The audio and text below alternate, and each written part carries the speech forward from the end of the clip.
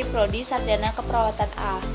Sini saya akan menjelaskan tentang hubungan terapeutik, di mana ada 4 pokok bahasan. Yang pertama ada definisi, yang kedua ada tujuan terapeutik, yang ketiga ada kondisi penting untuk mengembangkan hubungan terapeutik, dan yang keempat ada tahapan komunikasi terapeutik. Yang pertama ada definisi. Definisi hubungan antara perawat klien adalah hubungan kerjasama yang ditandai dengan tukar-menukar perilaku, perasaan, pikiran, dan pengalaman dalam membina hubungan intim yang terapeutik. Nah, selanjutnya ada therapeutic relationship, di mana perawat menggunakan dirinya sendiri sebagai alat untuk melakukan hubungan terapeutik dengan klien. Dan perawat juga menggunakan komunikasi, baik komunikasi verbal dan nonverbal, untuk menjalin hubungan dengan klien demi kesembuhan klien. Nah, yang kedua ada tujuan hubungan terapeutik. Nah, tujuan hubungan terapeutik itu ada 4. Yang pertama, kesadaran diri, penerimaan diri, dan meningkatkan kehormatan diri.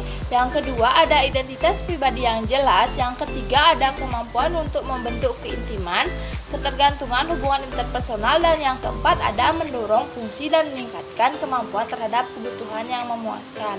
Nah, selanjutnya yang ketiga, kondisi penting untuk mengembangkan hubungan terapeutik. Nah, di sini ada 5 pembahasan. Yang pertama ada report atau hubungan, yang kedua ada trust atau kepercayaan, yang ketiga ada respect, yang keempat ada genuineness atau keikhlasan, dan yang kelima ada empati. Nah, yang pertama ada report. Report merupakan kesan pertama yang muncul setelah kontak pertama dilakukan antara perawat dan klien. Nah, report dapat muncul karena adanya perasaan diterima, kehangatan, persahabatan, kesukaan yang sama, dan tingkah laku yang tidak memberi penilaian yang negatif.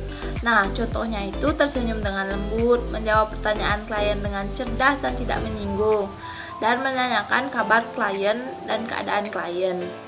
Nah, yang kedua ada trust atau kepercayaan. Nah, trust ini merupakan fondasi dari hubungan terapeutik yang baik. Nah, untuk mendapatkan kepercayaan dari klien, perawat harus menunjukkan sikap caring kepada klien. Nah, yang pertama ada selalu ada saat klien membutuhkan pertolongan, yang kedua ada menepati janji, yang ketiga ada jujur, yang keempat ada bertanggung jawab, dan yang kelima bisa menyimpan rahasia dengan baik.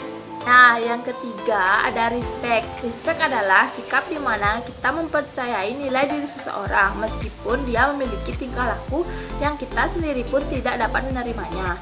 Nah, perawat harus menaruh sikap hormat kepada klien meskipun klien menunjukkan sikap yang tidak biasa bagi masyarakat kebanyakan. Beberapa sikap yang dapat ditunjukkan oleh perawat untuk menunjukkan rasa hormat pada klien, misalnya selalu menyapa dan memanggil nama klien, mengucapkan salam, selalu menyediakan waktu untuk klien, dan selalu menjawab semua pertanyaan klien walaupun kita sedang sibuk. Nah, yang keempat ada genuineness. Genuineness adalah sikap apa adanya dari seorang perawat. Nah, sikap di mana perkataan sejalan dengan perbuatan atau perilaku. Sikap tidak berpura-pura di depan klien, artinya sikap apa adanya, yaitu salah satu sikap yang mampu mengantarkan perawat untuk mendapatkan kepercayaan dari klien. Nah, yang nomor 5 ada empati. Empati adalah kemampuan yang dimiliki oleh individu untuk bisa merasakan apa yang dirasakan orang lain.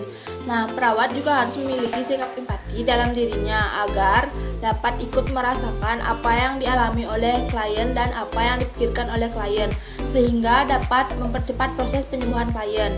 Nah, perawat juga dituntut untuk mampu menunjukkan rasa empati dalam bentuk kata-kata dan mampu mengekspresikan dalam bentuk perilaku. Selanjutnya, materi yang keempat yaitu tahap komunikasi terapeutik menurut Stuart dan Sanden. Nah, menurut mereka ada 3 fase. Yang pertama itu ada prainteraksi, yang kedua ada orientasi, dan fase kerja. Sekian materi yang dapat saya sampaikan. Jika ada salah-salah kata, saya mohon maaf. See you di next video. Goodbye.